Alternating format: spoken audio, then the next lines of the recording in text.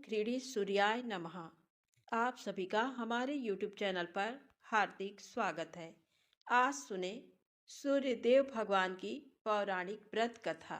रविवार का व्रत करने व कथा सुनने से मनुष्य की सभी मनोकामनाएं पूरी होती हैं। मान सम्मान, धन, यश तथा उत्तम स्वास्थ्य मिलता है। जीवन में सुख समृद्धि, धन संपत्ति और शत्रुओं से सुरक्षा के लिए रविवार का व्रत सर्वश्रेष्ठ है। ज्योतिष शास्त्र के अनुसार जातक की कुंडली में सूर्य की स्थिति ठीक ना हो तो उसे समाज में मान सम्मान नहीं मिलता है। उसे जीवन भर कष्ट रहता है। उसके जीवन में खुशहाली नहीं आ पाती। इसलिए रविवार के दिन व्रत करने और कथा सुनने का महत्व बढ़ जाता है। रविवार के दिन सूर्य को अर्घ देने के कई कारण और लाभ हैं। कहते हैं कि सुबह के सूर्य की आराधना से सेहत बनती है, रोग मिटते हैं। दोपहर की सूर्य आराधना से नाम और यश बढ़ता है और शाम के समय की आराधना से जीवन में संपन्नता आती है। माना जाता है कि सुबह के समय सूर्य को जल चढ़ाते समय इन किरणों के प्रभाव से रंग संतुलित हो जाते हैं और साथ ही साथ शरीर में प्रतिरोधात्मक शक्ति बढ़ती है। रविवार व्रत की पौराणिक कथा के अनुसार प्राचीन काल में एक बुढ़िया माई रहती थी। वह नियमित रूप से रविवार का व्रत करती। रविवार के दिन सूर्योदय से पहले उठकर बुढ़िया माई स्नान आदि से निवृत्त होकर आंगन को गोबर से लीपकर स्वच्छ करती।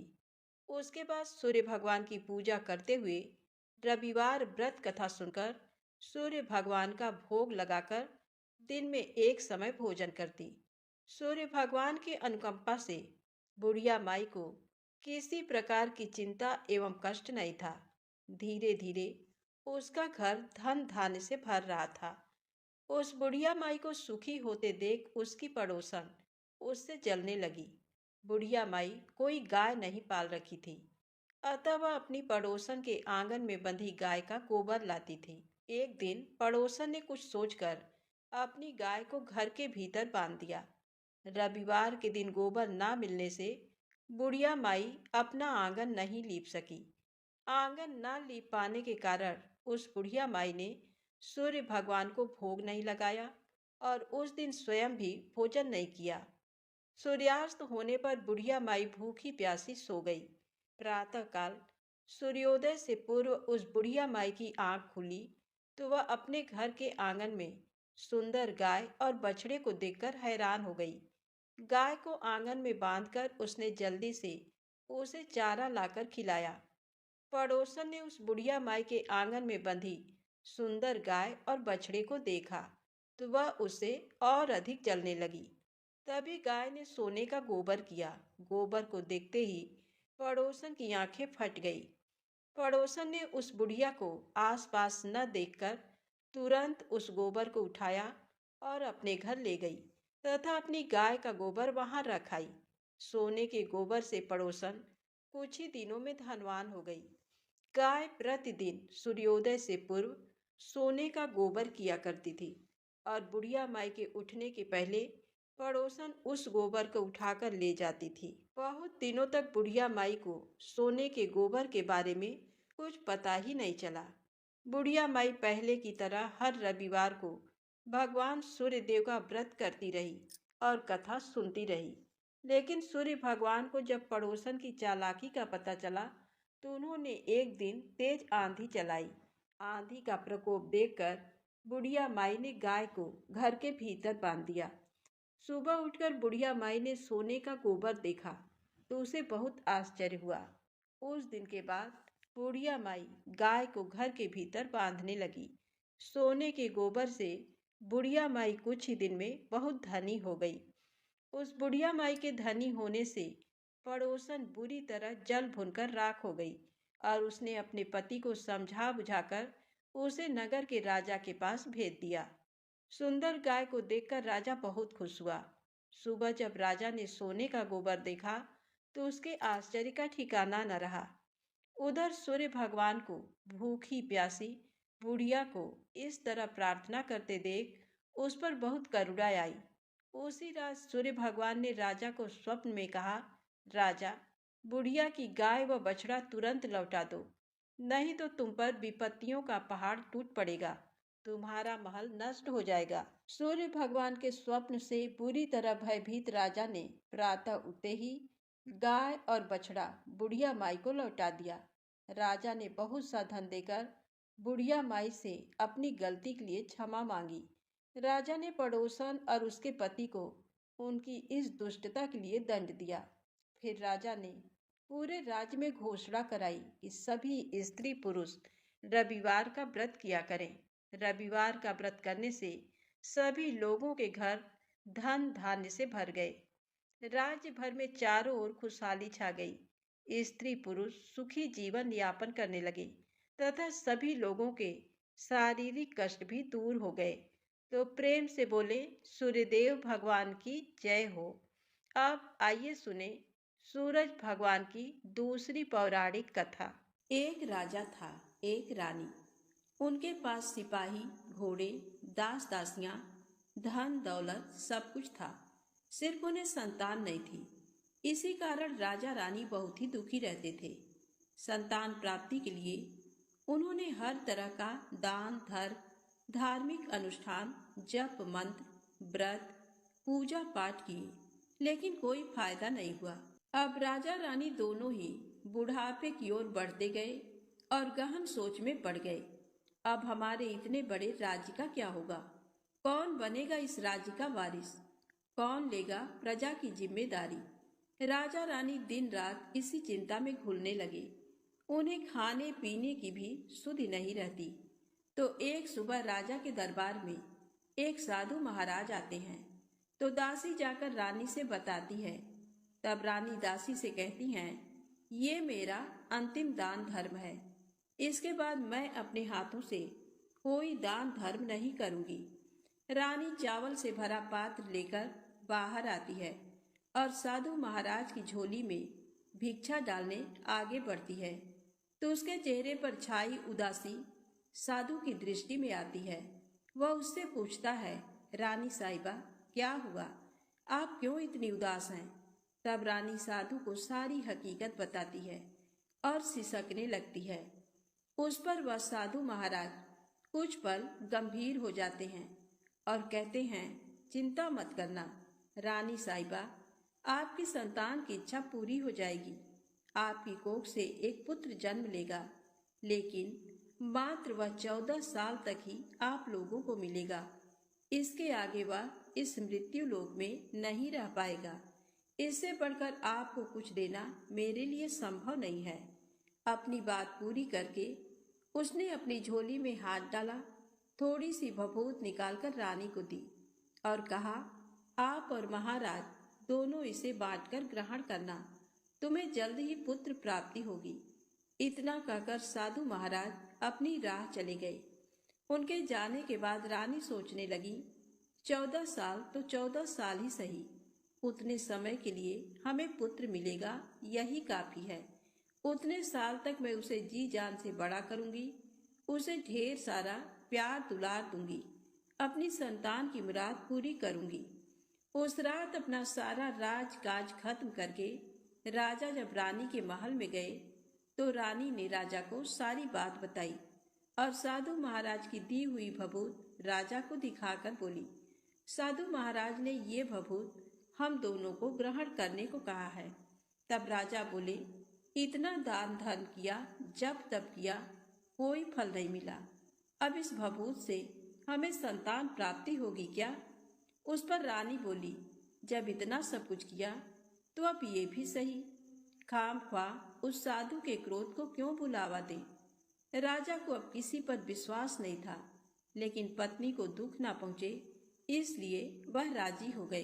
राजा रानी दोनों नहाते धोते हैं, फिर अपने भगवान का नाम स्मरण करते हैं, अपने पुरखों को स्मरण करते हैं और उस साधु महाराज का नाम स्मरण करके वह भभूत बांट कर दोनों खाते हैं।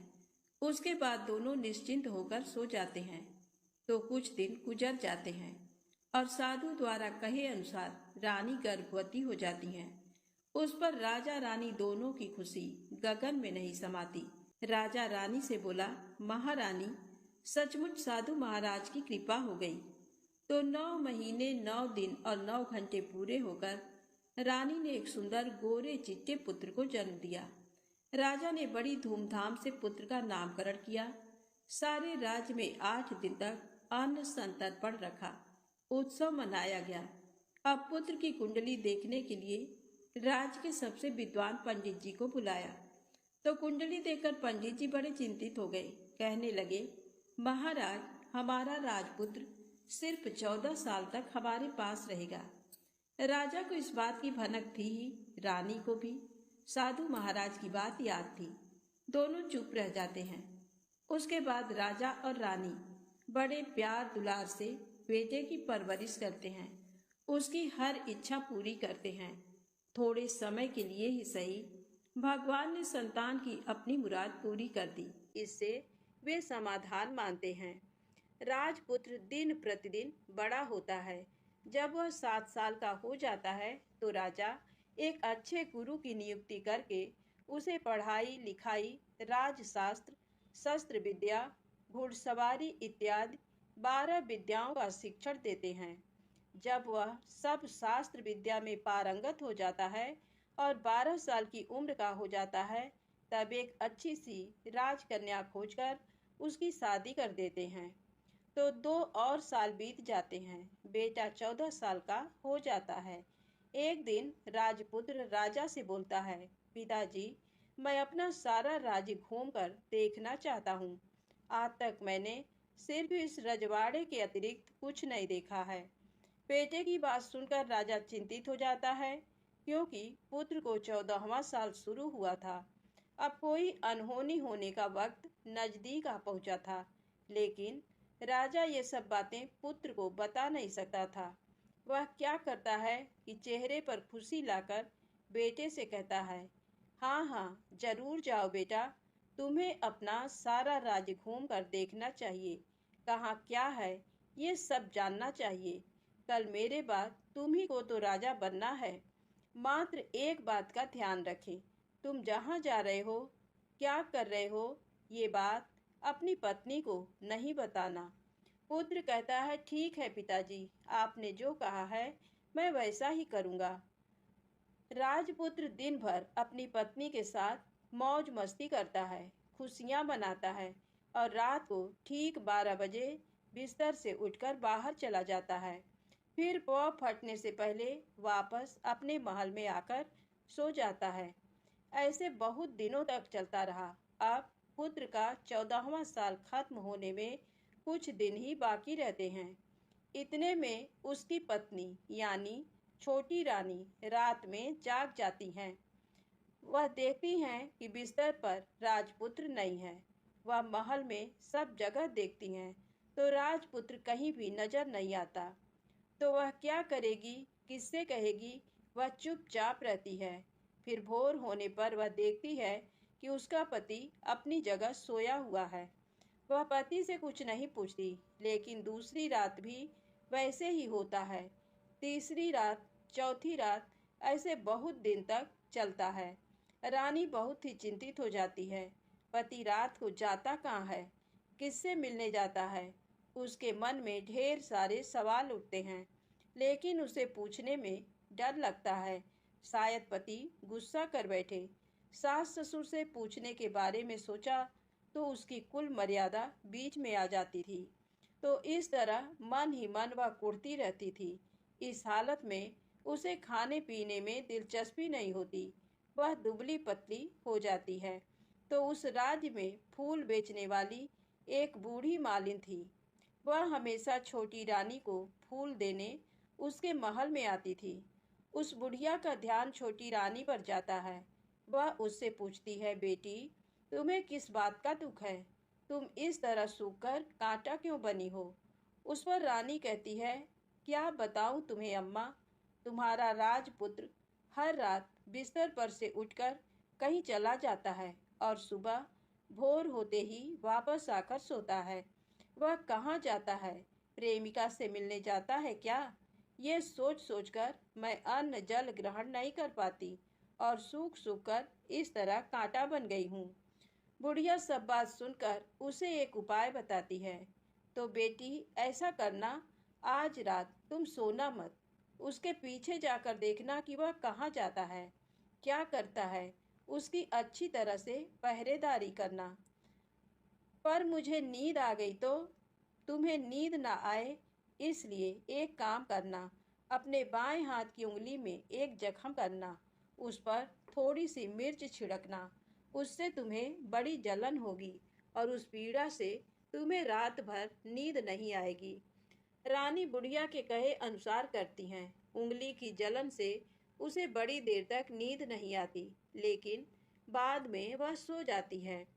दूसरे दिन सुबह बुढ़िया फूल लेकर उसके महल में पहुंचती है और पूछती है, क्या हुआ बेटी, देख पाई पति कहाँ जाता है? रानी कहती है, नहीं अम्मा, पहले कुछ समय जलन के कारण मुझे नींद नहीं आई, पर कुछ देर पश्चात मैं सो गई। बुढ़िया कहती है, कोई बात नहीं, तुम उंगली पर पहले से थोड़ा बड़ा जख्म करना और ज्यादा मिर्च लगाना। तो रानी वैसे ही करती है, परंतु वह सिर्फ पति के बिस्तर से उठकर बाहर निकलते वक्त तक जाग पाई। वह उसके पीछे नहीं जा सकी, क्योंकि उसकी आंखें उस समय तक मूंद गई थी। दूसरे दिन सुबह बुढ़िया आती है तो उसने पूछने से पहले ही रानी रो कर कहती है, अम्मा, मैं आज भी उनकी पहरेदारी ठीक तरह नहीं कर पाई। बुढ़िया कहती है, रोना नहीं बेटी, सब कुछ ठीक हो जाएगा। तुम आज रात जख्म और बड़ा करना और उस पर ज्यादा मिर्च छिड़कना, और एक काम करना, वह जब जाने के लिए निकलता है तो उसका रास्ता रोकना। बुढ़िया ने जैसा बताया रानी वैसा ही करती है। आज रात उसे नींद नहीं आती। पति रात 12 बजे बिस्तर से उठकर जब महल से निकलने के लिए चलने लगता है तो वह बुढ़िया ने जैसे बताया वैसे ही करती है। दौड़ कर जाकर पति का रास्ता रोकती है और कहती है, कहाँ जा रहे हो, किससे मिलने जा रहे हो, मुझे बताओ। राजपुत्र उसे समझाने की बहुत कोशिश करता है। देखो, अगर मैंने तुम्हें वह बताया तो मैं तुम्हें दोबारा नहीं मिल पाऊंगा। रानी कहती है, कोई बात नहीं, ना मिल पाओ, लेकिन आप रात के समय कहाँ जाते हो ये मुझे पहले बता दीजिए। राजपुत्र निरुपाय हो जाता है। पत्नी की जिद के आगे उसकी एक नहीं चल पाती। ठीक उसी समय उसका 14वां साल खत्म होकर 15वां साल लगने वाला था। जो होता है वह हो जाने दो, वह सोचता है, और कुछ चावल मंत्रों से सिद्ध करके पत्नी को देकर कहता है, इन चावलों के दानों को दोनों हाथों की मुट्ठी में पकड़ना। पहले दाएं हाथ में पकड़े चावल मेरे ऊपर फेंकना। मैं कौन हूँ तुम्हें पता चल जाएगा। बाद में बाएं हाथ में पकड़े चावल मेरे ऊपर फेंकना। मैं जैसा था तुम्हें मिल जाऊंगा, लेकिन यदि तुम बाएं हाथ के चावल मेरे ऊपर फेंकना भूल गई तो मैं तुम्हें कभी नहीं मिल पाऊंगा। रानी ने कहा, नहीं भूलूंगी। रानी बड़े आत्मविश्वास के साथ कहकर दाएं हाथ में पकड़े चावल पति के ऊपर फेंक देती है। तो राजपुत्र एकदम एक विशाल घोड़ा बन जाता है, एकदम उम्दा, सफेद, गर्दन पर लंबी अयाल। देखते देखते वह तेजी से दौड़ने लगता है। रानी उस घोड़े को एकदम भौचक्की होकर देखने लगती है, और पति ने बाएं हाथ के चावल फेंकने की जो बात कही थी वह भूल जाती है।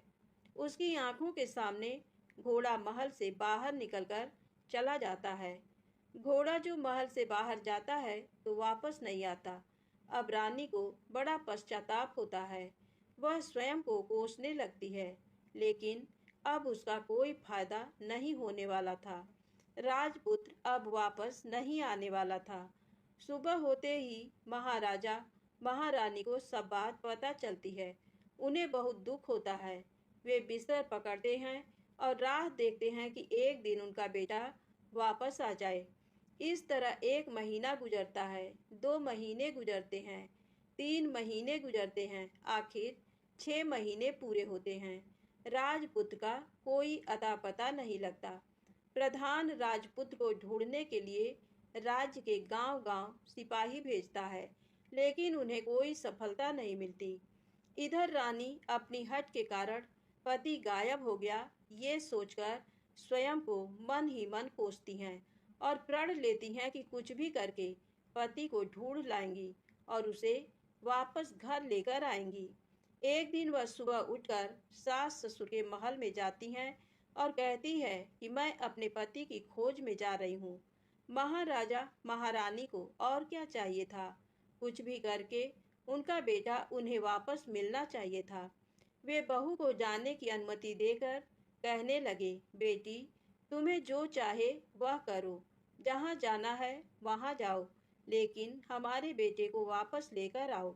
अब रानी अपना शाही वेश बदलकर एक सेठानी बन जाती है। कुछ दास दासियों को, कुछ नौकरों को साथ ले लिया, कुछ सामान साथ लिया और राज्य की सीमा पर जाकर वहां एक भोजनालय खोल दिया। वहां आने वाले सब यात्रियों को खाना मुफ्त में देने लगी। मात्र एक शर्त रखी कि खाने वाले को उसकी देखी कोई अजीब चीज उसकी मालकिन को यानी राजकन्या को बतानी पड़ेगी। तो वहां आने वाला हर नागरिक अपनी तरफ से मैंने ये देखा, मैंने वह देखा कहकर वहां से मुफ्त खाना खाकर जाता था। परंतु रानी को जो बात चाहिए थी वह अब तक मिली नहीं थी। ऐसे ही कुछ दिन बीत गए तो इधर क्या होता है कि रानी के महल में फूल लेकर जाने वाली बुढ़िया के एक बेटा और बहू थे। उनका एक छोटा बेटा था, यानी बुढ़िया का एक पोता था। तो बेटा और बहू सुबह काम के लिए निकलते थे तो पोते को संभालने की जिम्मेदारी बुढ़िया पर रहती थी। बुढ़िया दिन भर पोते को संभालती थी। एक दिन बुढ़िया को पान खाने की आदत थी तो पान लगाने के लिए चूना चाहिए था। वह उसे तैयार करने के लिए सीपियां लेकर आई। इन सीपियों को भूनने के लिए गोबर के कंडे चाहिए थे। कंडे इकट्ठा करने के लिए वह बांस की टोकरी लेकर चरवाहे के मैदान में गई। वहां बहुत सारे कंडे थे। उन्हें जमा करते करते उसे घर आने में अंधेरा हो गया। इस ओर शाम होते ही काम से वापस बेटा बहू घर पहुंचे तो देखा कि बच्चा घर पर अकेला है और रो रहा है। वे दोनों गुस्से से लाल पीले हो गए। इतने में बुढ़िया घर आ पहुंची। बेटा ने पूछा, पोते को घर अकेला छोड़कर कहाँ गई थी? बुढ़िया बताने लगी कि मैं गोबर के कंडे इकट्ठे करने गई थी। इस पर बेटा बोला, दोबारा बच्चे को अकेला घर पर छोड़कर यदि कहीं गई तो मैं तुम्हें बहुत पीटूंगा। बुढ़िया कहने लगी, नहीं बेटा, फिर कभी ऐसा नहीं करूंगी। लेकिन दूसरे ही दिन बुढ़िया वह बात भूल गई और फिर चरवाहे के मैदान पर कंडे इकट्ठा करने चली गई। शाम को जब बेटा बहू काम से वापस लौटे तो देखते हैं कि बच्चा घर पर अकेला है और रो रहा है। अब उसके बेटे की सहन शक्ति खत्म होने लगी और बुढ़िया के वापस आने पर उसे घर से निकाल दिया। बुढ़िया रात भर घर के बाहर अंधेरे में बैठी रही और सुबह होते ही हाथ में टोकरी लेकर कंडे इकट्ठा करने के लिए निकल गई। उस दिन उस पर कंडे इकट्ठा करने का मानो पागलपन सवार था। कंडे इकट्ठा करते करते कब अंधेरा छा गया उसे मालूम ही नहीं चला। उसे जब ध्यान आया तो गांव का रास्ता भी ठीक तरह से दिखाई नहीं दे रहा था। वह अंधेरे में आंखें फाड़कर देखती देखती किसी तरह आगे निकल पड़ी। तो होता क्या है कि एक कपिला गाय छन छन की आवाज करते, गले की घंटी बजाते ठुमक कर उस मैदान पर आ गई। उसे देखकर बुढ़िया सोचने लगी कि इस गाय के पीछे पीछे जाऊंगी तो गांव तक पहुंच जाऊंगी। तब बुढ़िया उसके पीछे पीछे जाने लगी। वह गाय क्या करती है कि उस मैदान से लेकर एक एक करके 6 मैदान पार करती है। आखिर में वह 7वें मैदान पर पहुंचती है। तो वहां क्या होता है कि उस मैदान पर एक बड़ा सा पत्थर है। गाय जाकर उस पत्थर को अपना सींग मारती है। सींग मारा तो वह पत्थर दूर हट गया और पाताल में नीचे जाने की सीढ़ियां दिखाई देने लगी। तब वह गाय उन सीढ़ियों से नीचे जाने लगी। बुढ़िया वह सब देखती रही और झट जाकर गाय की पूंछ को पकड़ लिया। पूंछ पकड़कर वह गाय के साथ नीचे पाताल में पहुंच गए। पाताल में पहुंचते ही तुरंत गाय की पूंछ छोड़ दी और इधर उधर देखने लगी।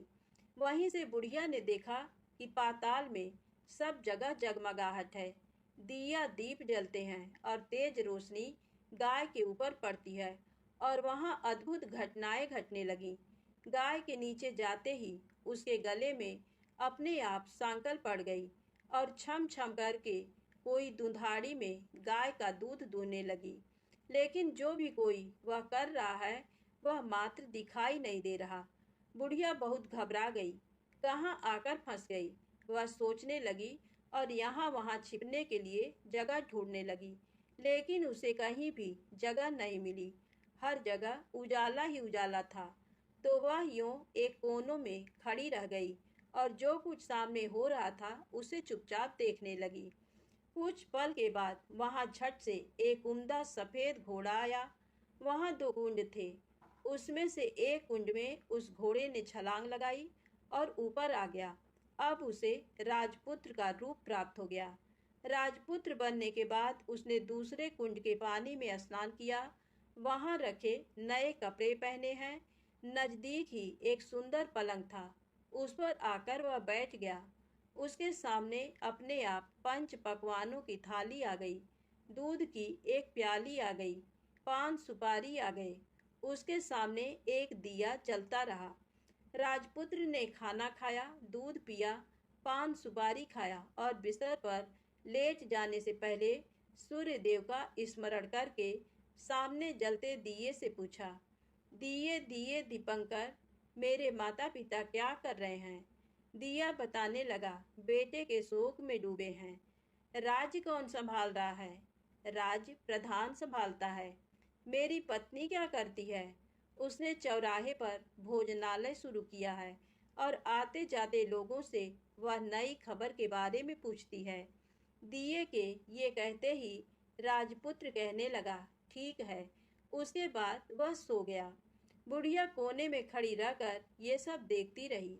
ऐसी अद्भुत घटना उसने जिंदगी में पहली बार देखी थी।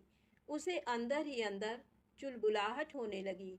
वह अपनी भूख प्यास भूल गई और आगे क्या होता है कि उसे उत्सुकता से देखने लगती है। लेकिन उसके बाद और कुछ घटनाएं नहीं घटी। रात गुजर गई और सुबह हो गई। सुबह होने पर पलंग पर सोया राजपुत्र उठा और फिर से पहले वाले कुंड में छलांग लगाई। तो अब वह फिर से घोड़ा बनकर कुंड से बाहर आ गया। बाहर आते ही वह तेजी से उस पाताल नगरी से बाहर निकल गया। लेकिन वह कहाँ गया, बुढ़िया को कुछ पता नहीं चला। उसके बाद पिछली रात की तरह कोई उस गाय का छम छम करके दूध दोहने लगा। जैसे ही दूध दुहाना खत्म हुआ, उसके गले की सांकल अपने आप खुल गई और वह गाय तेजी से ऊपर जाने वाली सीढ़ियां की ओर भागने लगी। गाय को दौड़ते देखकर बुढ़िया सोचने लगी, अब गाय के साथ यहाँ से ऊपर जाना ही समझदारी है, नहीं तो कोई मुसीबत आकर मेरे ऊपर टपक जाएगी। झट से उसने गाय की पूंछ पकड़ ली और गाय के साथ ऊपर आ गई। गाय जब ऊपर मैदान में पहुंची तो उस सुरंग का रास्ता अपने आप बंद हो गया और उसके मुंह पर एक बड़ा सा पत्थर पूर्ववत खड़ा हो गया। ऊपर आकर वह गाय जंगल की ओर निकल गई। इधर बुढ़िया एकदम बावली सी हो गई। उसने पाताल नगरी में जो कुछ देखा वह जल्द से जल्द किसी को बताने के लिए उतावली हो उठी। उसे एकदम याद आया कि नगर की सीमा पर कोई औरत भोजनालय चलाती है और नई बात बताने वाले को अच्छा खाना पीना मुफ्त में देती है। वह सोचने लगी कि क्यों न मैं ये बात उस औरत को जाकर बताऊं। यदि उसे ये बात पसंद आ गई तो बाकी जीवन खाने पीने की झंझट से मुक्ति मिलेगी। बुढ़िया ने मन में तय किया और तुरंत उस भोजनालय के द्वार पर टंगे नगाड़े के सामने खड़ी हो गई और जोर जोर से नगाड़ा बजाना शुरू कर दिया। नगाड़े का इस तरह शोर सुनकर मालकिन यानी छोटी रानी मन में प्रसन्न हो जाती हैं कि शायद कोई बड़ी बात लेकर यहाँ आया है। रानी सिपाहियों को आदेश देती है, जाइए और जो कोई आया है उसकी अच्छी खातिरदारी कीजिए। आदेश पाते ही सिपाही नीचे दौड़ गए तो एक बुढ़िया नगाड़ा बजा रही है। उन्होंने पूछा, क्यों री बुढ़िया, क्या हुआ? क्यों नगाड़ा बजा रही हो? बुढ़िया बोली, कुछ नहीं बेटा, यहाँ खाना मिलता है ना, इसलिए आई हूँ। खाना चाहिए, मिलेगा, लेकिन तुझे कोई नई बात बतानी पड़ेगी। हाँ, बताऊंगी। एक बात मालूम है मुझे। इस पर सिपाही उसे अंदर लेकर आए। उनको मालकिन का आदेश था कि जो कोई बूढ़ा बुजुर्ग वहां आए, उनके साथ अच्छी तरह पेश आना, उनका अच्छा आदर आतिथ्य करना। तो सिपाही ने उस बुढ़िया का भरपूर आदर आतिथ्य किया। उसे बड़ी सी थाली भरकर व्यंजन परोसते हैं। बुढ़िया कुछ दिनों से भूखी थी, वह खाने पर टूट पड़ी। खाना खाने के बाद सिपाही ने उसे नई साड़ी पहनने को दी। उसके बाद उसे लेकर रानी के पास आए। बुढ़िया और रानी ने तुरंत एक दूसरे को पहचान लिया। बुढ़िया बोली, बेटी तुम? और रानी बोली, अम्मा तुम? बड़ी देर तक दोनों भांति भांति की बातें करती रहीं। आखिर कुंवरनी बुढ़िया से कहने लगी, अम्मा अब बताओ, तुमने क्या नई बात देखी है? नई बात? मैंने कोई नई बात देखी नहीं है। वह तो मेरे पास तुम्हें देने के लिए खाने के पैसे नहीं थे, इसलिए मैंने झूठ कहा और नगाड़ा बजाया। रानी ने कहा, अम्मा घबराना नहीं, मैं किसी को तुम्हारा नाम नहीं बताऊंगी। फिर भी बुढ़िया मैंने क्या देखा, कब देखा करके आनाकानी करने लगी। इस पर कुंवरनी ने उसे कहा, देखो अम्मा, यदि तुमने मुझे वह नई बात बताई तो जिंदगी भर मैं तुम्हारी देखभाल करूंगी और तुम्हें रानी माता की तरह रखूंगी। अब बुढ़िया बताने को तैयार हो गई। उसने जो कुछ उस चारागाह वाले मैदान पर देखा था, वह सब कुछ कुंवर रानी को बता दिया। बुढ़िया की वे बातें सुनकर कुंवरनी को यकीन हो गया कि वह राजपुत्र उसी का पति है। वह तुरंत बुढ़िया से कहने लगी, अम्मा मुझे उस जगह पर ले चलो। नहीं बेटी, वह पाताल राज्य है, सांप है। यदि किसी ने तुम्हें देख लिया तो तुम्हारी जान खतरे में पड़ सकती है। लेकिन रानी उसकी एक भी नहीं सुनती। उसे उस जगह ले जाने के लिए हट करने लगी। आखिर में बुढ़िया ने उसका कहना मान लिया और कहने लगी, ठीक है, मैं तुम्हें वहां लेकर चलती हूँ, पर आज नहीं, कल। वहां जाना है तो शाम को ही जाना होगा।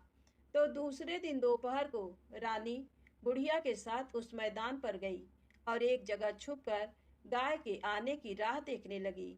दिन ढलते ही अंधेरा घेरने लगा और गाय हमेशा की तरह वहां आ गई। मैदान के उस कोने में जाकर उसने पत्थर पर सींग मारा तो झट से पत्थर हटकर वहां सुरंग में जाने का रास्ता खुल गया।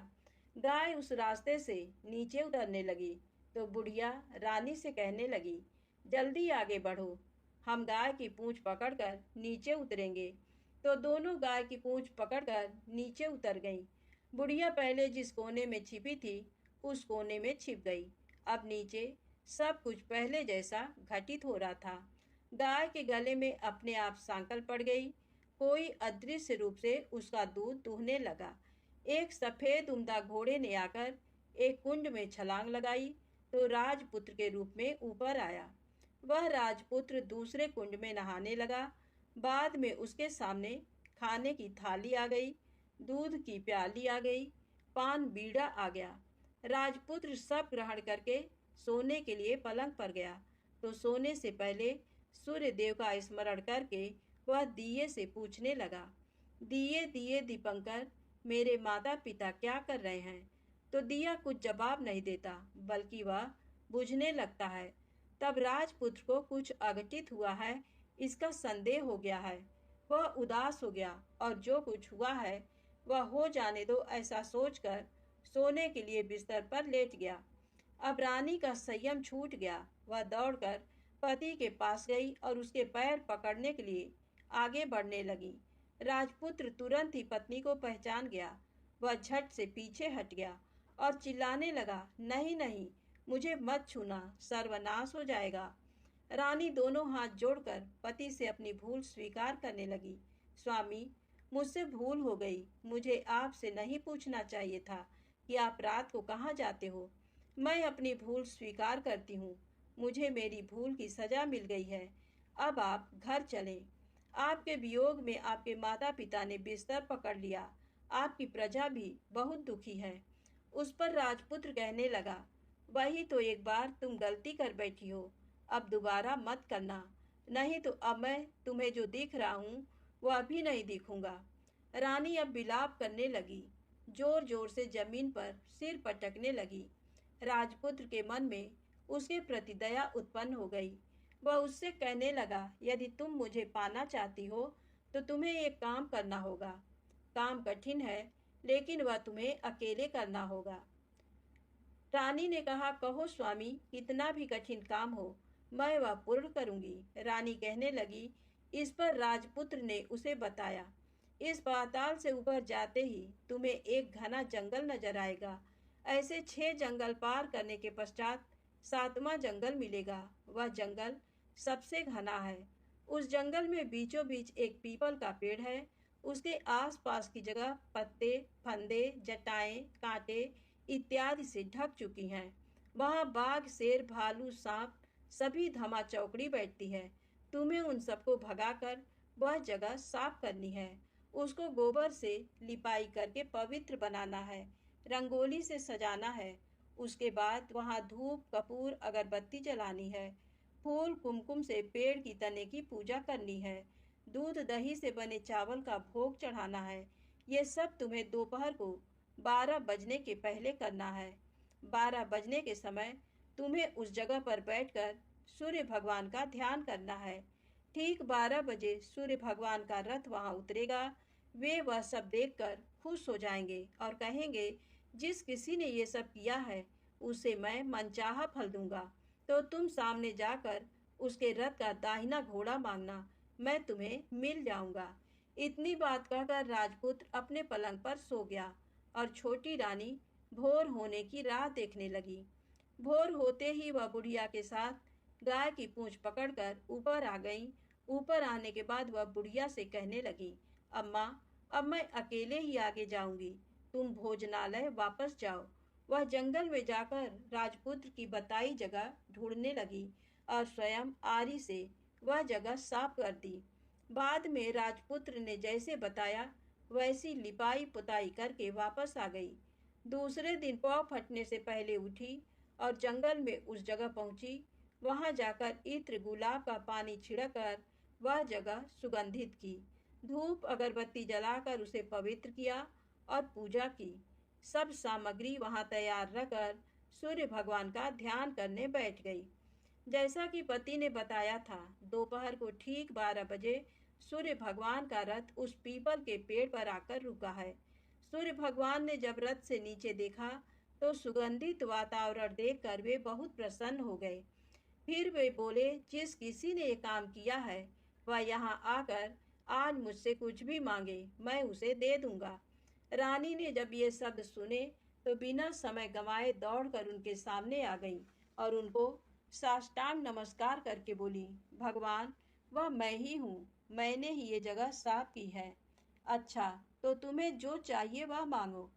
भगवान, मुझे मुझे आपके रथ का दाहिना घोड़ा चाहिए। सूर्य भगवान बोले, नहीं नहीं, मैं तुम्हें और कुछ भी दे सकता हूँ, लेकिन ये घोड़ा नहीं दे सकता। मेरे रथ के 12 घोड़े हैं, तुम चाहो तो कोई और घोड़ा मांग लो, लेकिन ये दाहिना घोड़ा नहीं, वह मैं तुम्हें नहीं दे सकता। छोटी रानी एक नहीं सुनी, वह सूर्यदेव से एक ही बात कह रही थी, वही दाहिना घोड़ा दे दीजिए, नहीं तो मैं आपके पैरों में गिरकर अपनी जान दे दूंगी। अब सूर्यदेव धर्म संकट में पड़ गए। उन्होंने वचन दे दिया था, अब अपने वचन से पलट भी तो नहीं सकते थे। तब सूरज भगवान ने बोला, मैंने तुम्हें घोड़ा दे दिया, लेकिन घोड़ा तो दिया है, वह तुम्हें यहाँ नहीं मिलेगा, तुम्हें उसे पाताल में जाकर लाना होगा।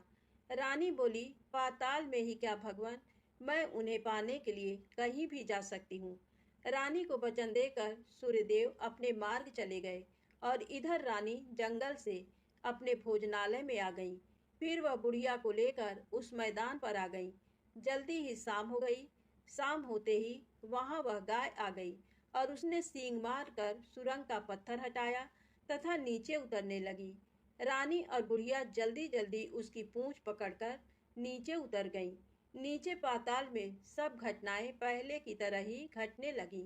घोड़े का एक कुंड में नहाकर राजपुत्र बन जाना, नहा धोकर पलंग पर जाकर बैठना, तो उसे खाने की थाली, दूध की प्याली आना, पान बीड़ा आना। लेकिन आज एक बात नई घटी। आज दो दो थाली, दो दो दूध की प्याली, दो दो पान बीड़े उसके सामने आए। वह कुछ नहीं बोला। अपने हिस्से की थाली खाकर, दूध पीकर और पान बीड़ा चबाकर वह सोने चला गया और हमेशा की तरह दिए से पूछने लगा, दिए दिए दीपंकर, मेरे माता पिता क्या करते हैं? दिया ने बताया, वे दोनों तुम्हारे शोक से मरने की स्थिति में पहुंच गए हैं। ऐसा झट से उसकी आंखों से आंसू टपकने लगे। फिर वह पूछने लगा, दिए दिए दीपंकर, मेरा राज्य कौन चला रहा है?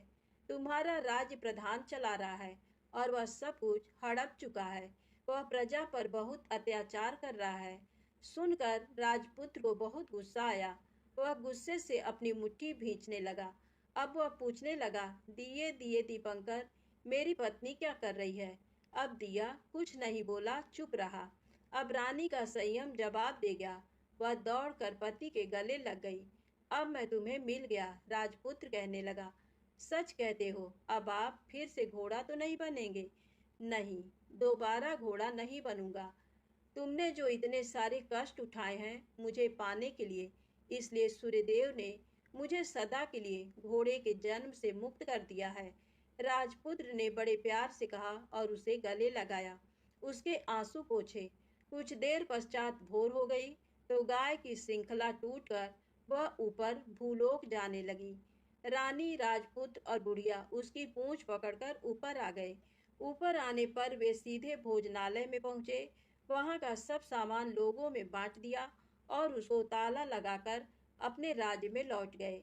राजपुत्र वापस आता और उसे तेवर देकर प्रधान घबरा गया।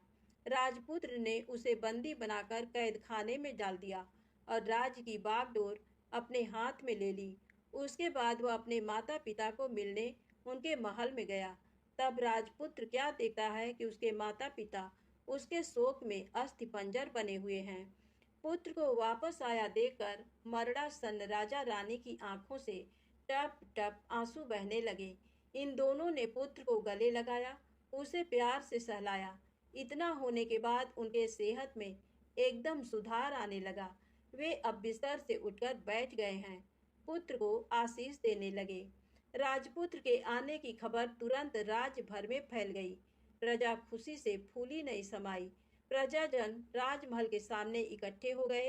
राजपुत्र ने भी उन्हें दर्शन दिए और आज से उन्हें कोई दुख नहीं पहुंचाएगा, ऐसा वचन भी दिया। अब राजा अपने पुत्र का राज्याभिषेक करके उसे सिंहासन पर बिठाता है और बहू को महारानी का दर्जा देता है और स्वयं अपनी पत्नी के साथ ईश्वर स्मरण करते खुशी से दिन बिताता है। महाराजा बना राजपुत्र अच्छी तरह से राज्य चलाने लगा और अपनी पत्नी के साथ सुख शांति से जीवन बिताने लगा। उस बुढ़िया को रानी ने अपने पास ही रख लिया। उसकी अच्छी तरह से देखभाल करने लगी। बुढ़िया और उसके बुढ़ापे के दिन खुशी से गुजरने लगे।